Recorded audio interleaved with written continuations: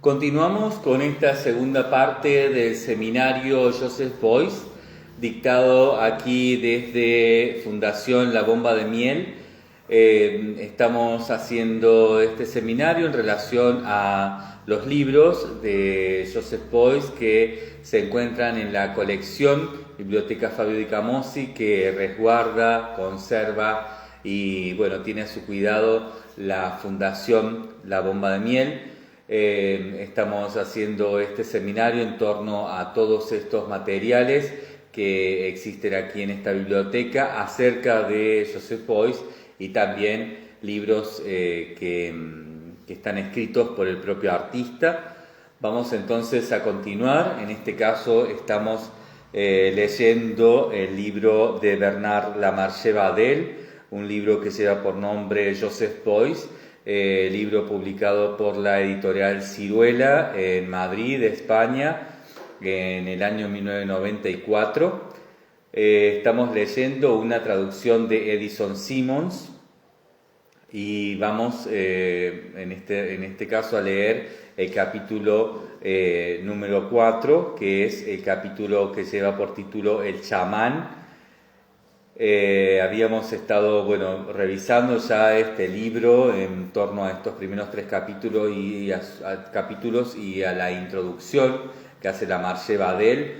Lo venimos relacionando con el libro que hemos leído anteriormente y en el cual hicimos eje, alrededor del cual desarrollamos la primera parte de este seminario, que es el libro de Heiner Stackelhaus, llamado también Joseph Beuys, que en ese caso es una biografía que recorre de manera sistemática todo el obrar de Beuys. Y ahora estamos leyendo entonces este libro, segundo libro que hemos elegido para poder desarrollar este seminario, en el cual Lamarche Badel empieza a desmenuzar la noción de sistema en otra posibilidad que él llama problemática, ¿no? y que va definiendo en torno a poder hablar de lo que Beuys hizo en relación al arte y como artista durante toda su vida y hasta el año en que se publicó este libro, que fue en el año 1984, 2 años antes de la muerte de Beuys. Es decir, es un libro que llega casi hasta, podría decirse, el último Beuys, ¿no? Hay incluso una última entrevista de Beuys que figura aquí, que es la de justamente Beuys con Bernard Lamarche Badel en el año 1984, que la vamos a leer, es la entrevista que cierra el libro.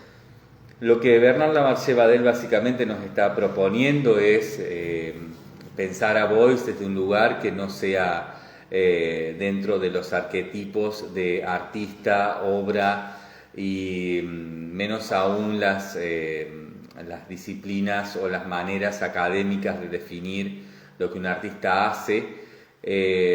También nos está proponiendo un entre líneas para ello, porque no puede ir directamente sobre esta cuestión, dado que él trabaja desde la crítica de arte, una crítica de arte institucional, que está relativa además a la gestión pública, a su gestión como por ejemplo director de museos o demás.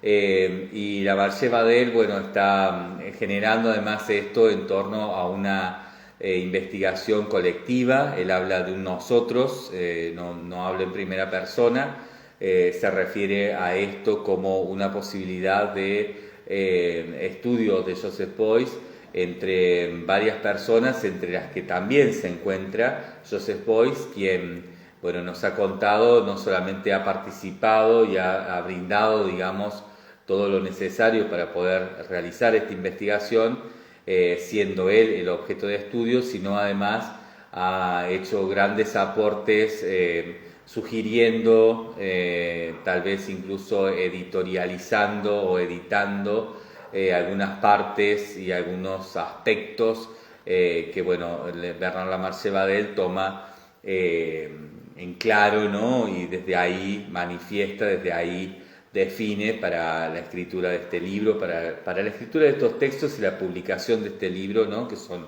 cosas distintas. Lo que la Marché Badel nos está proponiendo es pensar a un Beuys que está por fuera del arte, pero que es necesario mirar desde dentro del arte, ¿no? Un Beuys que está por fuera de la versión institucional más tradicional del arte posmoderno, y que hay que mirarlo por fuera de eso para encontrarlo como el gran representante del arte posmoderno, que va a ser uno de los grandes referentes del próximo arte, en este caso lo que se entiende por arte contemporáneo.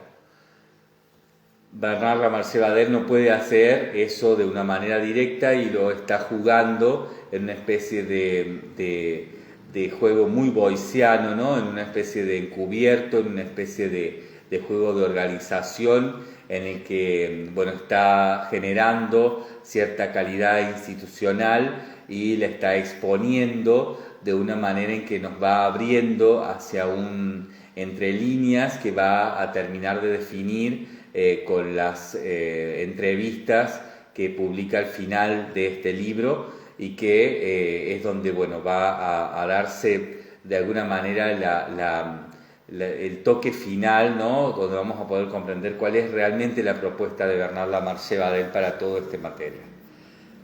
Lo venimos comparando, por supuesto, con el libro de Heiner Stackelhaus, con la biografía. Venimos diciendo que Heiner Stackelhaus lo que hizo básicamente, y por supuesto con mucho detalle y con mucha calidad en esos detalles, si bien de una manera bastante escueta todavía para lo que después se puede encontrar como biografías de Joseph Beuys, fue plantearnos una decena de temas, no más de 10 temas puntuales que hacen a Beuys y a su noción de vida y arte, ¿no? A una especie de decálogo que nos sirve para poder referenciar una estructura de conocimiento y de entendimiento de lo que es Beuys y lo que fue su obra.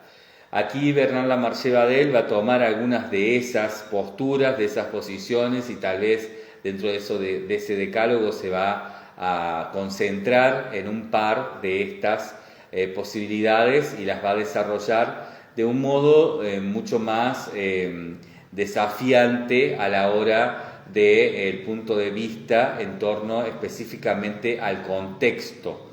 En el caso de Heiner Stackelhaus, la visión, por supuesto, muy editada también por Beuys, ¿no? Recordemos que Stackelhaus trabaja con Beuys y Beuys de alguna manera sigue muy de cerca toda la escritura de esta biografía, que aparece un año después de su muerte y que establece finalmente de una manera sólida las bases para comprender todo lo que en el arte de Beuys siempre había quedado muy difuso, que seguía sonando muy desconcertante, y que con las categorías que hasta ese momento, mediados finales de los años 80, existían en el arte, no alcanzaban a definir, a describir siquiera, ¿no? Stackelhaus, por ejemplo, nos habla de acciones, de instalaciones, pero todo lo pone entre comillas porque finalmente no era eso lo que realmente Beuys hacía. En los años 80 todavía no se habían desarrollado otro tipo de ámbitos de definición disciplinar que luego vinieron en el arte contemporáneo a poder, bueno, ayudar a describir esas expresiones del arte posmoderno que en el caso de Beuys, bueno, tomaron por fin forma de manera mucho más compleja, ¿no? En el caso de Stackelhaus, entonces, bueno, hace esta revisión de Beuys de esta forma, y bueno, va específicamente sobre algunas cuestiones muy a fondo, otras las deja flotando, siempre en relación a la idea de que la obra de Beuys, el obrar de Beuys, al haber sido siempre algo tan poco definible o muy difícil de definir, y por supuesto muy difícil de encasillar, de establecer como en el arte, ¿no? Como una una forma conocida, como formas conocidas. Stackelhaus, bueno, lo que hace es tratar de armar lo más cercanamente posible con lo que había, con lo que estaba disponible, y bajo la mirada de Beuys armar un discurso coherente, concreto, certero y que se establezca como lo verdadero de la vida y arte de Beuys, ¿no? Aquí entonces Bernard Lamarche-Badel lo que va a hacer va a ir sobre otros aspectos, específicamente en relación a los contextos de estas cuestiones, que Stackelhaus trabaja desde una visión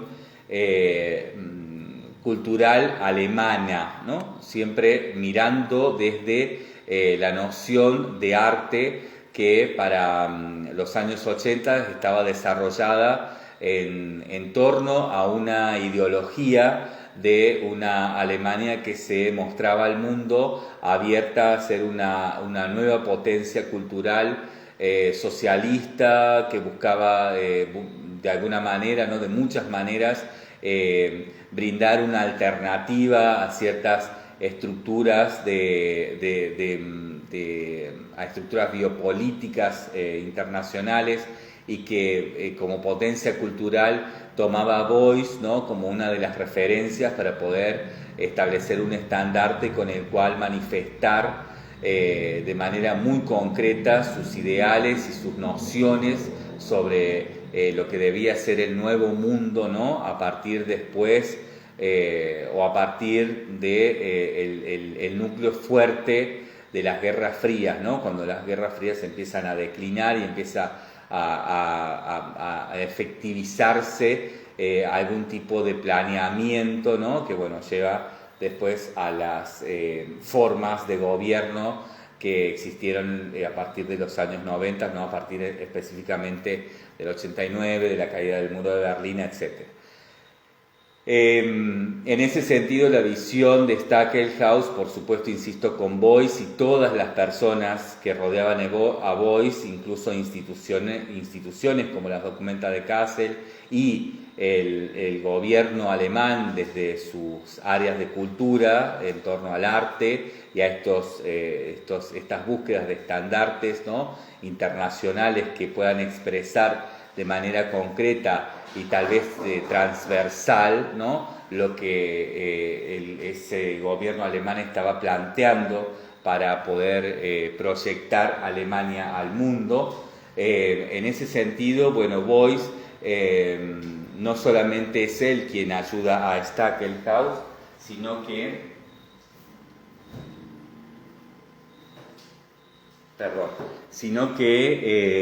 busca también, ¿no? En esta dirección acomodar muchas otras intenciones que están en base a muchos otros intereses institucionales que aparecen a la hora de la escritura de esta biografía de Beuys, ¿no? Esta biografía de Stackelhaus cubre a muchos intereses, le da respuesta a muchos intereses en torno a la definición de la obra de Beuys y su importancia cultural en relación a la nueva visión de mundo que tenía Alemania como potencia internacional. El caso de Lamarche-Badel va a ser diferente porque Lamarche-Badel está haciendo una revisión desde una mirada francesa, desde una mirada parisina, desde una mirada que está recorriendo ya desde el comienzo, desde la introducción en este libro, estos puntos importantes, ¿no? Este decálogo de Beuys desde otro lugar, ¿no? Está tratando de cubrir otros intereses que también están siendo muy claros y están en torno a una internacionalidad del arte que está por fuera de cierto tipo de lineamiento geográfico político específico, ¿no? Lamarche-Badel está trabajando con el arte internacional en torno a una nación del arte y no específicamente a su relación de origen francés aunque no obstante está muy teñido, por supuesto, por su participación político-cultural dentro de las instituciones parisinas de primera línea, como son el Museo de Arte Moderno, etc., ¿no? Bernard Lamarche Badel está entonces de ese lugar buscando a un Beuys que lo encuentra, no específicamente en torno a Stackelhaus, ¿no? Lo está encontrando en la propia voz de Beuys, en sus encuentros con el artista, en sus entrevistas, en sus charlas y en un montón de documentos y documentaciones que está revisando con su equipo de trabajo, con su equipo de investigación. Están encontrando un Beuys muy polifacético, a un Beuys absolutamente abierto a ser definido según los intereses de cada quien, a un Beuys que está totalmente decidido desde el primer día, digamos desde el arranque de su carrera, a ser un dato que se puede utilizar en verdad acerca de lo ocurrido y que se define en lo verdadero de lo contado, ¿no? Beuys está de acuerdo con todo esto y entonces abre el juego para que Bernard Lamarche Badel vaya llevando lo que Stackelhaus, por ejemplo, trabaja en torno a esa localidad de intereses alemanes, ¿no? En torno a la cultura, al propio Beuys, al coleccionismo, al establecimiento de discursos internacionales políticos, etc. Bueno, Lamarche Badel lo está llevando desde otro lugar hacia otro lugar, ¿no? Está cambiando el contexto de ciertas cosas y está tomando tal vez también por encima algunas otras, pero siempre hablando en torno a ese decálogo, ¿no? En ese decálogo tenemos varias situaciones puntuales, ¿no? Como las que hemos visto en torno a lo que habló, ¿no? Nos hemos podido estudiar en la primera parte de este seminario, haciendo eje en el libro de Stackelhaus, ¿no? Que bueno, es la relación de Beuys con los animales, con la naturaleza, Beuys el profesor, Beuys el político, Beuys que es bueno, el artista de las documentas de Kassel, Beuys el escandaloso personaje que todo el tiempo está generando situaciones espectaculares dentro del arte y la cultura, que muchas veces además son absolutamente conflictivas, paradójicas, en las cuales él termina siempre teniendo una posición muy inexacta, ¿no? Una posición muy abierta. Beuys en ese sentido el gran Fluxus también, ¿no? Beuys el gran neo-dada, pero a la vez también el gran detractor de cierto aspecto no práctico en la solución social de ciertos movimientos como el Dada o como incluso algunos representantes de la modernidad como Marcel Duchamp. Beuys el gran amigo, colega y el par inmediato de referencia de la posmodernidad más exclusiva, más sofisticada, que es Andy Warhol, ¿no? Beuys par de Andy Warhol, Beuys y Warhol, esa dupla ya inseparable. Bueno, todas estas cosas, ¿no? Son las que han quedado planteadas en Stackelhaus, y de estas se pueden definir más o menos un decálogo, ¿no? Unas 10 importantes, realmente importantes, y Lamarche Badel está sumando a esto algunas otras, ¿no? Que tal vez han quedado menos desarrolladas en Stackelhaus, y aquí él está haciendo foco para incluirlas dentro de ese decálogo. Vamos a ver ahora específicamente una de ellas, y que tiene que ver con esta noción de Beuys el chamán, ¿no?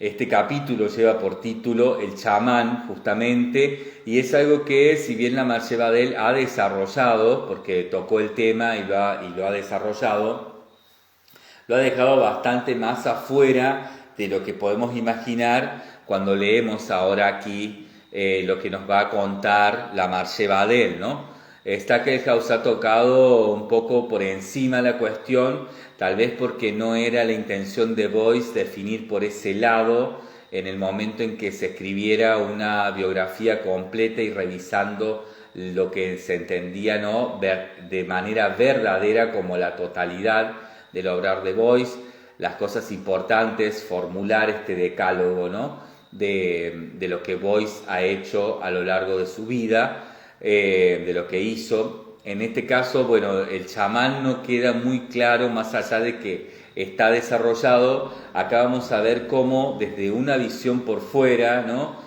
porque creo que tal vez no era conveniente focalizar desde esa visión alemana de Stackelhaus, ¿no?, que insisto, es un conjunto de visiones alemanas de intereses, ¿no?, alemanes en torno a la internacionalidad de Alemania, ¿no?, a la internacionalidad cultural, política, y yo diría que, bueno, en torno a los nuevos tiempos que empezaban a correr después de la Guerra Fría, ¿no?, una internacionalidad globalizada o global.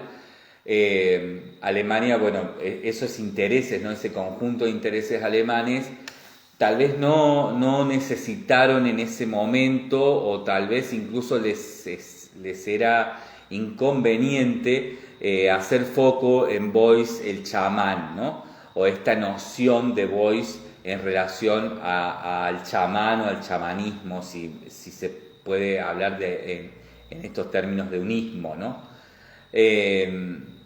Stackelhaus toca entonces este tema de una manera que lo lleva hacia una institucionalidad más definida, un poco más relativa a cierto aspecto de medium, y en todo caso alguna especificidad, ¿no?, en relación a algunos trabajos con los celta, ¿no?, con la cultura celta, pero no necesariamente va a definir como algo que entra tal vez de manera muy funcional y fundamental en el decálogo de Boyce. Vamos entonces a escuchar a ver qué nos cuenta Bernard Lamarche Badel en su visión, ¿no?, por fuera de esos intereses alemanes y en torno a sus propios intereses, que insisto, eran unos intereses relativos al arte internacional, pero ya no en torno a una geografía, sino pienso y considero que ya en torno a una globalidad del arte, donde el arte empieza a ser una propia nación, ¿no? Esto que sucede en el arte contemporáneo, el arte posterior a la muerte de Boyce, ¿no? Unos años después, el arte que empieza en el año 89, en el año 90 y hasta aproximadamente el uso masivo de las redes sociales, Facebook, Twitter, ¿no?, en el año 2007. Entre el año 90 y 2007, este arte que se llama arte contemporáneo, que se va dando a llamar de esta manera, ¿no?, por lo menos hasta este momento. En este arte, ¿no?, bueno, lo que se termina comprendiendo también es a un Boyce que es mucho más activo de lo que se pudo ver en este otro Boyce, ¿no?, que se define por estos años. Y en este nuevo arte hay ciertas cosas, ¿no?, como esto específicamente relacionado al chamanismo, al chamán, que son importantes, ¿no? Bueno, a mí me quedan varias cosas para decir porque habría ahí varios temas, pero no quiero tocar, lo voy a dejar ahí, ¿no?, como inconcluso, como algunas ramas abiertas sin desarrollar. Lo vamos a ir viendo a medida que vayamos leyendo. Vamos a alargar con la lectura y en todo caso vamos a ir vamos a ir ampliando a medida que vaya siendo necesario. Bien, en este contexto entonces, ¿no?, del arte internacional, ya como una patria propiamente dicha, ¿no?, establecida per se, o sea, por sí mismo, ella no dependiente de las naciones a las que refiere, ¿no? Bernard Lamarche Badel nos va a hablar de este Boyce el chamán. Dice entonces Bernard Lamarche Badel: Fluxus representa un momento esencial en la elaboración de la problemática de Boyce. El escultor descubre el sentido de la necesidad del arte en su coerción orgánica con la vida, de poder hacer valer lo que la vida reprime en la vida, ¿no? Hacer valer lo que la vida reprime en la vida, a la par que descubre que la vida, la realidad, es un material cuyo instante privilegiado está representado por el arte, por la creatividad. Recordemos aquí, ¿no? Hagamos un paréntesis, en primer lugar que Bernard Lamarche-Bader nos dice que a Beuys hay que buscarlo por fuera de las definiciones académicas, por lo tanto, si entendemos, ¿no?, esto en torno a lo que él nos ha propuesto cuando empieza este libro, ¿no?, y a esta noción de la problemática, ¿no?, con la que en la que va a ser eje, digamos, para poder hablar de lo que Beuys hace, ¿no?, que no es obrar, que no es obra, que son tampoco formulaciones de artistas, sino que se define en problemáticas, ¿no? Beuys trata problemáticas, y como lo leía también en el capítulo anterior, vamos a volver a leerlo, ¿no?, porque me parece que es importante lo que Bernard Lamarche-Bader propone en torno a esto, ¿no? ¿Cómo define él esto? Él dice que problemática, en este caso, para Beuys, es un conjunto abierto de criterios, apreciaciones, juicios y expresiones sobre la realidad, ¿no? Dice que en ese sentido no se entrega a la formación de un sistema, ¿no? Beuys no se entrega a la formación de un sistema a lo largo de toda su carrera, sino que busca otro tipo de modos de significar lo que hizo, ¿no? No lo busca incluso en torno al significado, lo busca por fuera del significado.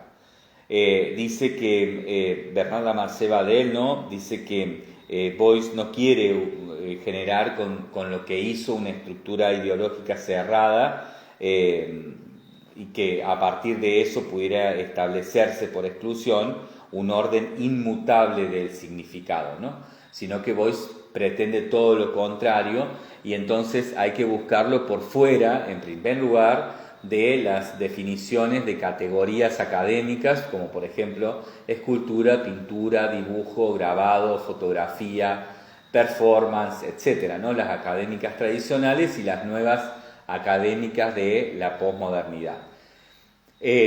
A Beuys hay que buscarlo por fuera de eso, porque si no lo encontramos dentro del sistema, digamos, ¿no? Y Beuys no quiere sistema. Beuys dice, incluso Lamarche-Bader, que cuando Beuys le pedimos sistema, Beuys nos entrega problemática, ¿no?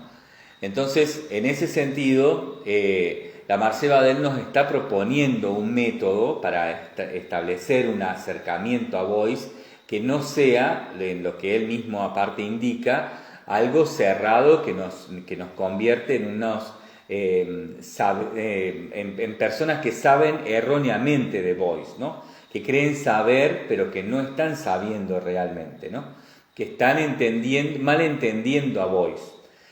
El gran asunto en Beuys es que como él siempre trabaja con estas palabras, como por ejemplo la escultura en torno a la escultura social, o a la plástica, ¿no?, en torno a la plástica ampliada, o a la escultura ampliada y a la plástica social, depende, ¿no?, porque lo usa de diferentes maneras y va modificando, moviéndolo según la época y según sus conveniencias. Pero siempre está hablando, ¿no?, de estos términos, por ejemplo, entre otros, ¿no?, como también en torno al arte, cuando dice todo ser humano es un artista, ¿no?, y en eso refiere a que todo ser humano es capaz de tener la posibilidad de la creatividad como una herramienta para mejorar el mundo, ¿no? Entonces habla de cuando nombra estas palabras, ¿no?, escultura, plástica,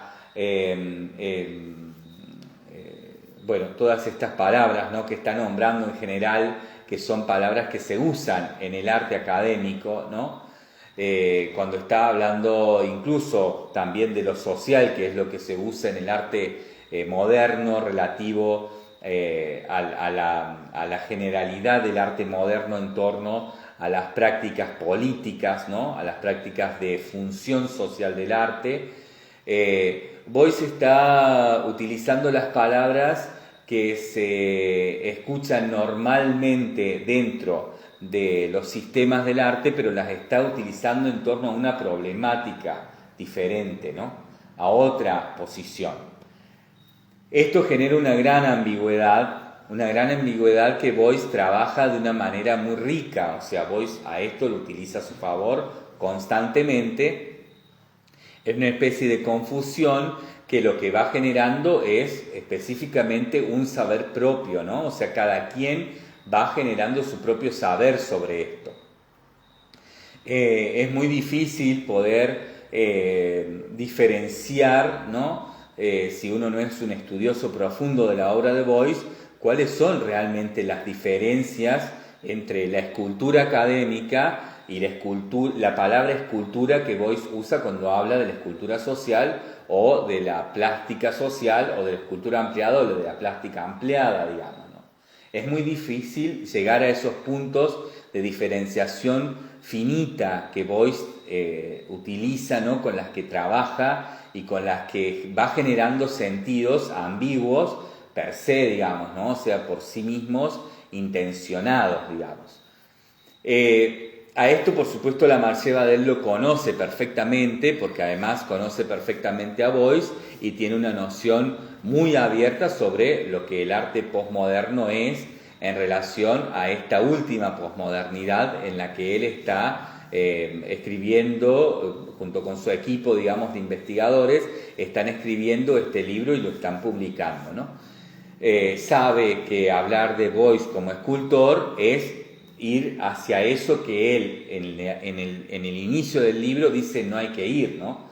Es ir hacia una confusión sistemática en la cual entendemos a Boyce dentro de unos aspectos de definición que no son específicamente los que más nos ayudarían a comprender, ¿no? En términos de conjunto, la obra de Boyce en relación a la vida, ¿no?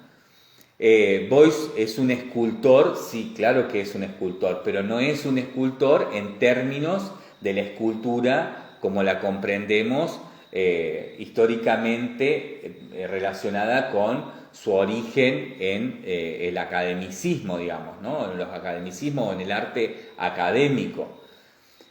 Tampoco es en relación a lo que se entiende en general para el arte de la modernidad, ¿no? Y de la primera posmodernidad que revisa a la modernidad. La escultura ahí va adquiriendo un lugar de complejidad hacia el objeto que no es tampoco lo que Boyce hace, ¿no? Tampoco está nombrado Boyce cuando se lo nombra como escultor, tampoco sería esa la acepción de esa palabra escultor, ¿no? Insisto, ¿está bien dicha? Sí, está bien dicha, porque Boyce mismamente se nombraba a él como escultor, ¿no? Él mismo se nombraba como escultor. Entonces, está bien dicho. Ahora, hay que saber diferenciar cuál es el uso de la palabra que Boyce está dando, porque Boyce lo que hace es esa reestructuración de los conceptos, ¿no? Para después de construirlos, ¿no? O sea, Boyce no se queda con esa noción postestructuralista de la palabra, sino que va a una noción mucho más filosófico-metafísica de la palabra, ¿no? Entonces, está por supuesto jugando con estos términos y acá la Marché Badel está también jugando con esto, ¿no? ¿A qué juega la Marché Badel? Bueno, la Marché Badel juega a ser correcto dentro de su disciplina, que es la crítica de arte, y en todo caso la gestión cultural y demás, ¿no? La historia del arte, la investigación en ese sentido, pero a su vez está guiñándonos un ojo en torno a lo que nos ha dicho al comienzo de este libro, ¿no? Que es, bueno, si a Boyce lo buscamos dentro del sistema del arte, ¿no? Dentro de las definiciones académico-canónicas que se van desarrollando desde los academicismos premodernos y en la modernidad, en la primera posmodernidad, y que van a estar en crisis en esa última posmodernidad de los años 80, bueno, no lo vamos a encontrar, ¿no? Ahí vamos a tener a un Boyce ausente que en todo caso aparece por ausencia, digamos, ¿no? La Marché Badel nos está haciendo un guiño, ¿no? Nos está haciendo un guiño en esa función que él tiene, ¿no? En esa corrección que tiene que mantener desde su lugar disciplinar a la hora de hablar de un artista y de escribir un libro en torno a la publicación de letras en artes, institucionales, formales, etcétera, pero nos está haciendo el guiño, ¿no? En torno a que, bueno, hagámosle el juego, ¿no? Hagamos el juego, juguemos con el sistema del arte a estas definiciones, pero comprendamos claramente que esto nos lleva a una transversalidad que es donde tenemos que hacer el foco, ¿no? El foco no lo tenemos que hacer en la definición sistemática, sino en la problemática, ¿no? En este sentido, bueno, él nos había dicho también, ¿no? Cuando nos habla de problemática, en este capítulo, el capítulo 1, ¿no? Como empieza este libro que se llama justamente La problemática, él nos dice, ¿no? Al final de este capítulo, que cuando a Boyce le pedimos ideas, Boyce nos responde con ideales. Cuando a Boyce le pedimos significado, Boyce nos desarrolla sentidos. Y cuando le pedimos sistema, Boyce nos mete dentro de problemáticas, digamos, ¿no? Entonces, esto es lo que tenemos que tener siempre presente. Yo lo voy a seguir repitiendo, ¿no? Para que podamos ir entendiendo por qué aquí la Marché Badel dice el escultor, ¿no? ¿A qué tipo de escultor se está refiriendo? Por supuesto que para el lector que solamente lee este libro, o lee este libro aislado de análisis de otros materiales, ¿no? Lo lee sin estar dentro de un ámbito de investigación, como lo es este seminario, ¿no? Un ámbito de estudio. Esto cae, digamos, en la confusión, ¿no? O incluso cae mucho más fácilmente en cierto juego de apariencias académicos desarrolladas, ¿no? Desde los academicismos hasta finales de la posmodernidad, o sea, un nuevo academicismo podría decirse, ¿no? El escultor que se entendía en los 80, que era aquel que había desarrollado la escultura tradicional hacia otros ámbitos como podía ser la instalación, la performance, etcétera, ¿no? O sea, este desarrollo un poco más establecido y estereotipado en ciertas lógicas de sistema. Boyce no es ese tipo de escultor, ¿no? Queda claro y lo vamos a acentuar ahí, ¿no? Boyce está refiriéndose a otra cosa cuando dice que es escultor, lo hemos visto específicamente, ¿no? Desarrollado por Stackelhaus, y es esto que nos está diciendo en relación a la problemática, ¿no? Aquí Bernard Lamarche Badel. Boyce es un escultor que está buscando esculpir la sociedad, ¿no? Y para ello está trabajando con una humanidad que es esa piedra, que es esa materia a esculpir. ¿Cómo va a esculpir esto? Bueno, lo va a esculpir a través de una acción plástica que él entiende como posibilidad de malear, de moldear, ¿no? Esta escultura de Boyce entonces es más un vaciado de una ideología propia que un retirar fragmentos, ¿no? Como lo hacía algún escultor, que, no sé, Miguel Ángel, respecto a un bloque de piedra de mármol, ¿no? Boyce es un escultor que no está trabajando con ese tipo de situación, aunque en las teorías de Steiner refiere también a eso, ¿no? Refiere en esto de que todo ser humano sabe per se, lo único que hay que hacer es recordarle las cosas, ¿no?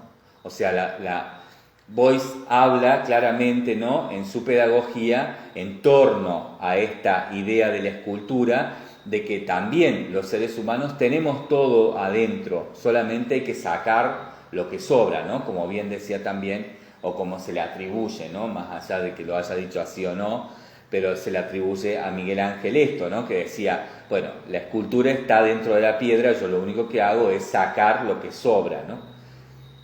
Un poco Boyce hace eso, pero la idea más clara de Boyce, el escultor, es la que viene después de eso, ¿no? Que es la de la idea del vaciado.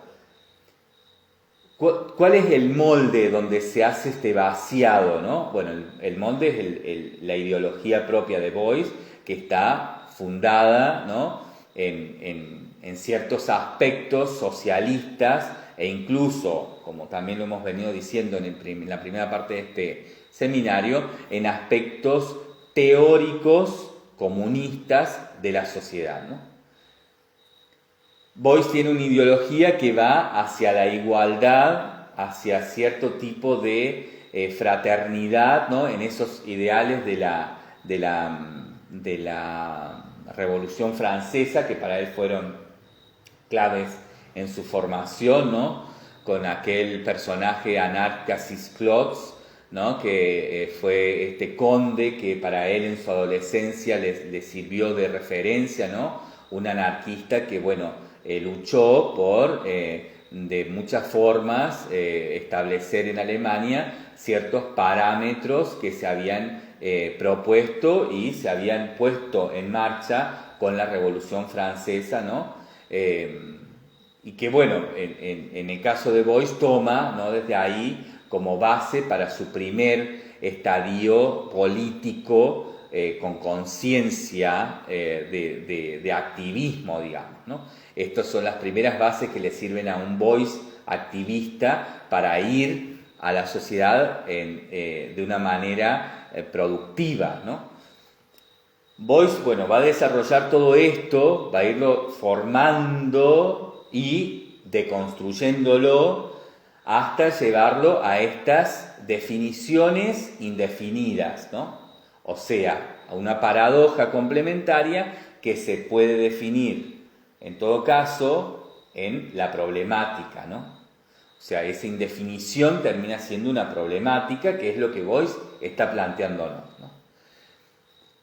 A la hora de hablar de un escultor, entonces no estamos hablando de un escultor tradicional, tampoco de un escultor postmoderno de finales de los años 70 o principios de los años 80, ¿no?, que todavía algunos performances o algunas acciones realizadas por artistas con su cuerpo, por ejemplo, se los veía desde la escultura, por ejemplo, ¿no?, desde cierta evolución extremada de la escultura. Beuys no tiene nada que ver con esto, tampoco de algún modo ya tiene que ver con la idea de la escultura original del Renacimiento, digamos, ¿no?, o originada en la historia del arte muy relativa al Renacimiento, como esto que decimos, ¿no?, de esta pedagogía. Beuys lo utiliza eso para una pedagogía, ¿no? Pero en torno a la idea de escultor, Beuys es ese personaje que plantea una ideología como molde y va a vaciar sobre eso cierto fluido, cierto fluxus, ¿no?, de la sociedad para generarlo forma nueva que permita llevar adelante una reforma posible de mayor bienestar común en torno a mayor cantidad de personas con ese bienestar, ¿no? Y a esto Beuys lo quiere hacer en torno a la pedagogía, ¿no?, a esta pedagogía que es relativa a Steiner, pero bueno, acá la estamos relativizando además con esto que decía Miguel Ángel, ¿no?, en relación a la escultura. Bueno, es esto, ¿no? Beuys dice, todos los seres humanos saben de esto, solamente que no lo recuerdan. Hay que recordárselos, no hay que enseñárselos, hay que recordárselos, hay que recordarles que entre todos podemos hacer mejor la sociedad si somos gente más ética y moral, ¿no? Y si buscamos el bien común por encima del bienestar personal. A esto Beuys lo hace a través del arte, ¿no? Esto es lo que Beuys hace a través del arte en torno a la escultura social y a la plástica social, ¿no? A la escultura ampliada y a la plástica social. Por lo tanto, cuando hablamos de escultor y hablamos de plástica, estamos hablando de este tipo de problemática. No hay definiciones porque no hay sistema. Hay problemática porque estamos hablando de pensamiento, ¿no? Un conjunto abierto de criterios, ¿no?, apreciaciones, juicios y expresiones, como nos dice acá la Marcé Badel, sobre la realidad. Entonces, cuando leemos, cuando escuchamos, cuando nos tornamos analistas en relación a lo que la Marcé Badel está diciendo, tenemos que tomar esto como posibilidad al menos. Después cada quien, como ya sabemos, en relación a Boyce, debe formar su criterio, ¿no? Lo que estamos tratando aquí en este seminario es de generar una amplia caja de herramientas para formar esos criterios. Bien, voy a volver entonces a releer esto para que podamos ubicar dentro de esta situación, digamos, lo que ya nos está diciendo en este capítulo el chamán, aquí la Marcé Badel, y que podamos entonces seguir la lectura de este capítulo en relación a esto, ¿no? Porque la Marcé Badel va a jugar con esto, ¿no? Se ha dicho de este libro que la Marcé Badel juega muy histéricamente, ¿no? O sea, va y viene de una manera muy histérica, entre comillas, ¿no? No sé muy bien qué significaría eso, pero me gusta la noción, ¿no? De ese cierto juego de seducción y de que sí, de que no, en torno a que la Marcé Badel quiere decir ciertas cosas, pero no puede, y no obstante entonces las dice entre líneas, encubriéndose en ciertas deformaciones sistémicas que tiene Boyce en su problemática, ¿no? Entonces la Marcé Badel se escuda en Boyce para poder decir él, a través de Boyce, lo que no puede por sistema, como profesional del arte, decir con su propia voz, ¿no? Entonces esto es lo que tenemos que tener en cuenta, ¿no? Para poder ir agarrando dentro de este seminario estas barandas de sujeción que nos van a ayudar a ir pisando un poco más firme sobre cierto vacío que está todavía constituido en la noción de Boyce y de lo que hizo, ¿no? Tenemos como cosas flotando, pero no tenemos dónde asentar todavía nada, ¿no? Bien, vamos a ir de a poco asentando y la Marcé Badel nos va a servir mucho para poder ir al menos imaginando cierto territorio donde vamos a fundar claramente después nuestros propios criterios, ¿no? Bien, entonces, vuelvo a releer este inicio del capítulo del chamán. Dice Bernard Lamarche Badel: Fluxus representa un momento esencial en la elaboración de la problemática de Boyce. El escultor descubre el sentido de la necesidad del arte en su coerción orgánica con la vida, de poder hacer valer lo que la vida reprime en la vida, a la par de que descubre que la vida, la realidad, es un material cuyo instante privilegiado está representado por el arte, por la creatividad. La visión total y unificada que tiene Fluxus de la vida y que entronca a algunos artistas de ese movimiento con el pensamiento zen, permite igualmente a Boyce representarse su propia existencia en términos de continuum atemporal. Si, por tanto, su existencia se identifica al presente con su quehacer de artista, se trata de su existencia total, reconciliada fuera de la precesión diacrónica, condensada y reconciliada en un solo y mismo sentimiento, en una sola y misma idea. La transmutación de las representaciones, los acontecimientos y los pensamientos en una sola y misma energía. La creatividad. En el marco de la problemática de Boyce, el concepto central de creatividad es el destino de cada cual y concierne a la totalidad de la realidad humana. En efecto, para Boyce, cualquiera es artista y la existencia individual y colectiva es el material de todos, ya que la creatividad consiste esencialmente en recuperar la totalidad de los fenómenos como término positivo de pensamiento, de emoción y de continuidad de proceder. En la intersección del pasado, del presente y del futuro, de la unidad sistemática de la civilización y de la unidad orgánica de la naturaleza, en la intersección de lo consciente y lo inconsciente, de lo racional y de lo irracional, en intersección asimismo del individuo y la colectividad, en intersección además de lo figurativo y lo lingüístico. Joseph Beuys aparece en la dimensión infinita, irreductible y conglomerante de una presencia. Lo que suele llamarse las grandes acciones de los años 60, ¿no?, en torno a la obra de Joseph Beuys, serán los momentos privilegiados de esta presencia idéntica de una personalidad no menos excepcional, constituida por una serie de atributos uniformes. 2 puntos. Sombrero de fieltro, cazadora de aviador, zapatos de marcha, que enmarcan, en cierto modo, la insistencia y la permanencia de un rostro anguloso, de expresión un tanto dramática y de intensa mirada, ¿no? Recordemos esto que también nos contaba la Marche Badel,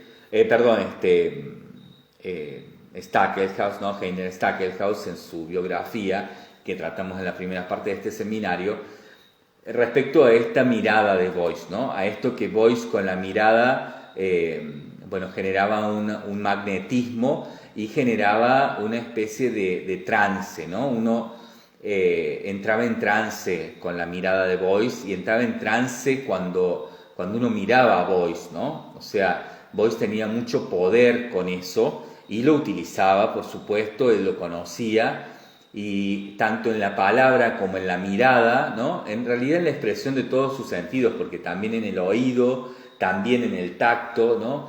Beuys tenía un desarrollo muy, muy afinado de todo eso, ¿no?, que lo aplicaba a esta guía de sus ovejas, ¿no?, esta noción de ser pastor que guía su rebaño, ¿no?, que en realidad no son ovejas, mal he dicho, ¿no?, como bien ha aclarado aquí Bernard Lamarche Badel en relación a lo que Beuys pensaba cuando niño, ¿no?, que se imaginaba siendo el pastor de un rebaño de innumerable variedad de animales, ¿no?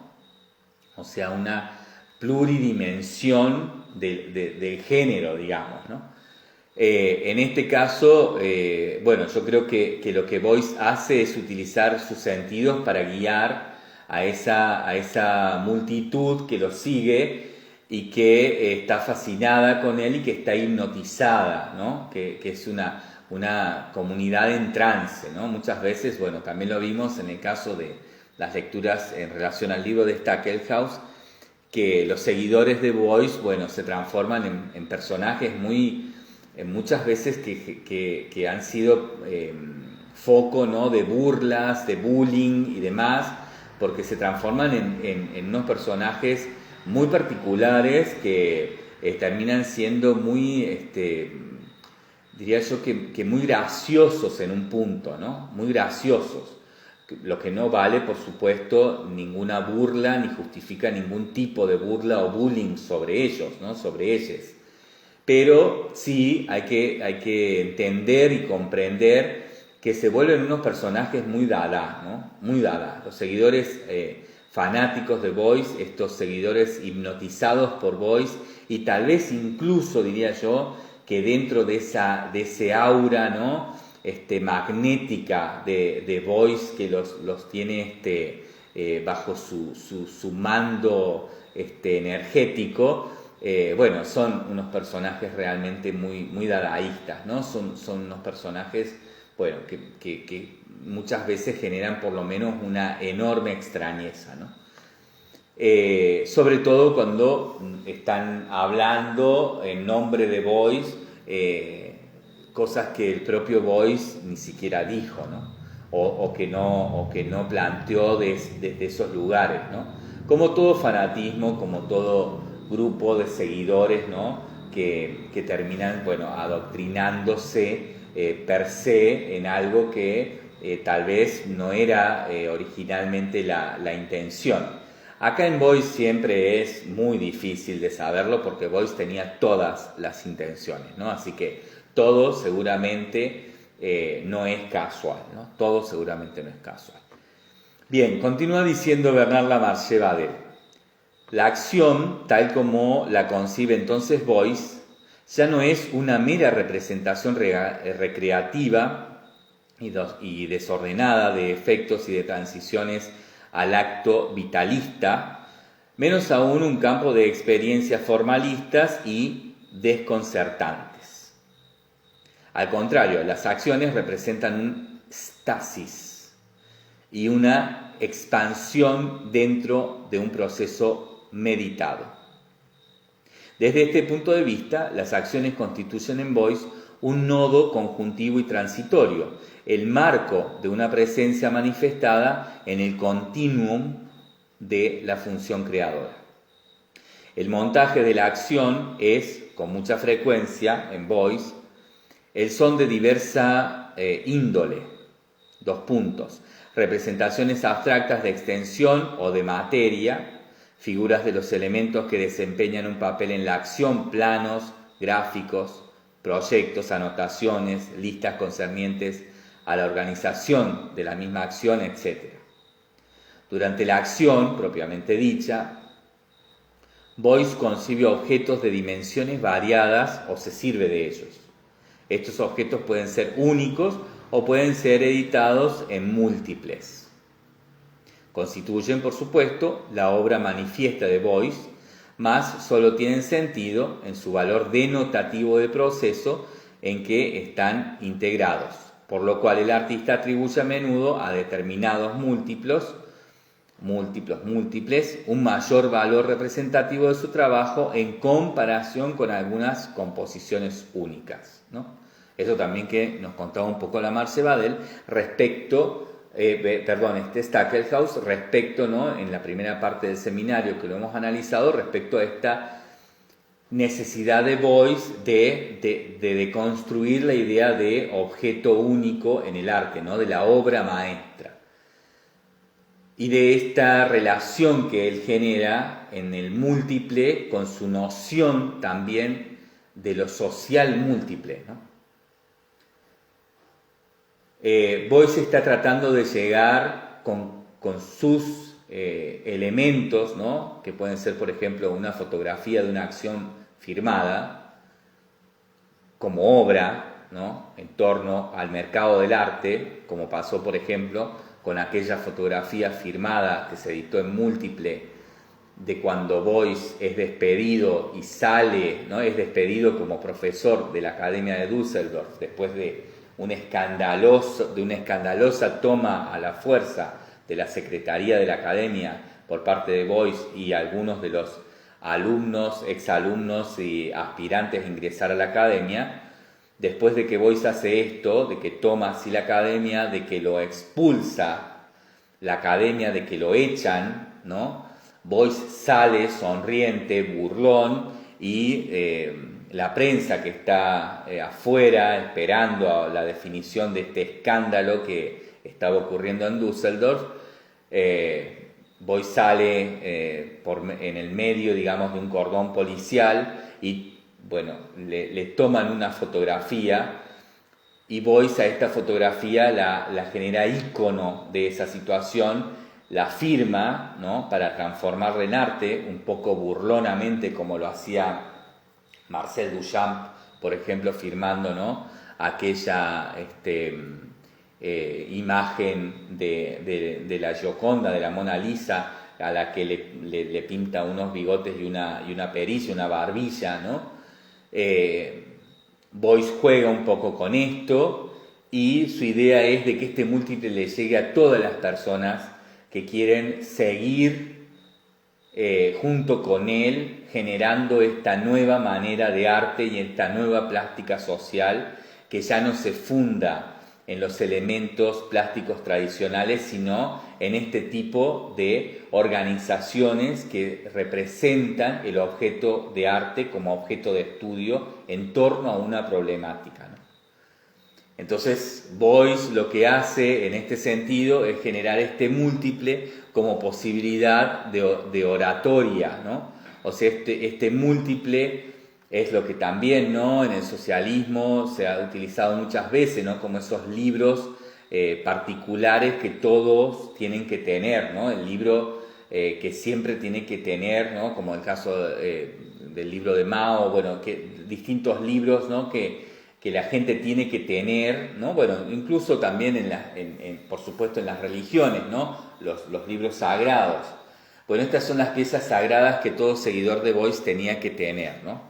Y que Boyce plantea como múltiple porque es la única manera de llegar a esa multiplicidad absolutamente variada de personas que le siguen. Bien, vamos a continuar en el próximo audio, entonces con este desarrollo de este capítulo, el chamán, aquí en el libro de Bernard Lamarche Badel.